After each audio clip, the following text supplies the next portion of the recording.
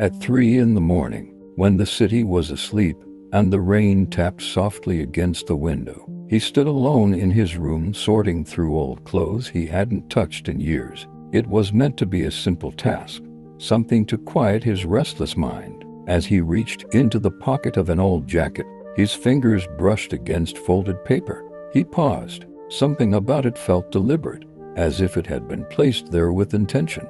Slowly, he unfolded it and realized it was a letter, aged, slightly torn at the edges, and written in handwriting he knew too well. The letter wasn't addressed to Ian. In fact, it wasn't addressed to anyone at all. But with every line he read, his chest tightened. The words spoke of guilt, of a secret carried for too long, of nights spent crying in silence. It was written by someone who had once been the center of his world, someone who had walked away without explanation, leaving only unanswered questions behind. As he read on, memories he had buried began to surface. Small moments he had ignored, signs he had chosen not to see. The silence suddenly made sense. The letter confessed to a betrayal he had never imagined, not out of hatred, but fear. Fear of being honest, fear of hurting him, fear of staying. The words grew heavier as they revealed a truth about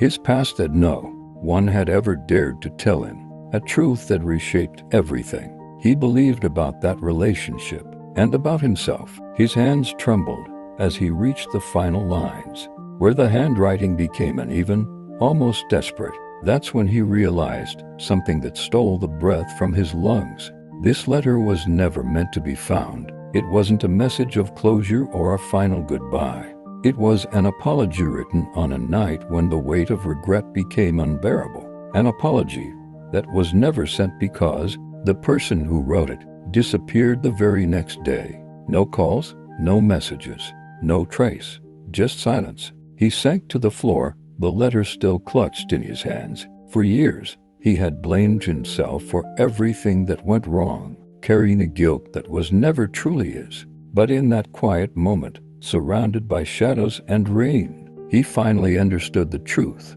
Some wounds aren't caused by hatred or malice, but by fear and silence. And some apologies arrive too late, not to fix the past, but to free the one left behind. As dawn slowly crept through the window, he folded the letter carefully and placed it back where he found it. For the first time in years, his heart felt lighter. The pain was still there, but it no longer controlled him. He had his answers, and in that silence, he finally learned what it meant to let go.